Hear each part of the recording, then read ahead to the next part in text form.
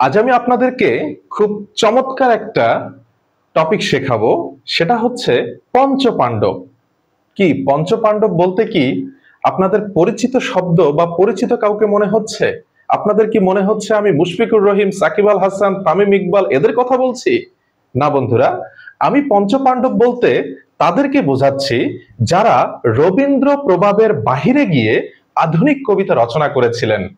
এই সাহসিকতার কাজটা যারা করেছিলেন তাদের পাঁচজনকেই বলা হয় পঞ্চপাণ্ডব।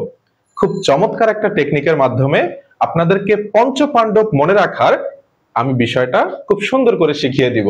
যেমন দেখুন, অবুঝ বিশু, জাস্ট অবুঝ বিশু মনে রাখবেন, পঞ্চপাণ্ডব আপনাদের মনে পড়ে যাবে। বিষয়টা কেমন? অতে হচ্ছে অমিয় চক্রবর্তী, বুতে বুদ্ধদেব বসু, যতে জীবনানন্দ দাশ, বিতে বিষ্ণু দে, সুতে সুধীন্দ্রনাথ দত্ত। তাহলে কতটা চমৎকার ভাবে এই পঞ্চপাণ্ডব এখন আমাদের মনে থাকবে বলুন তো? আমার পাশে থাকবেন, আমার চ্যানেলটাকে সাবস্ক্রাইব করে রাখবেন।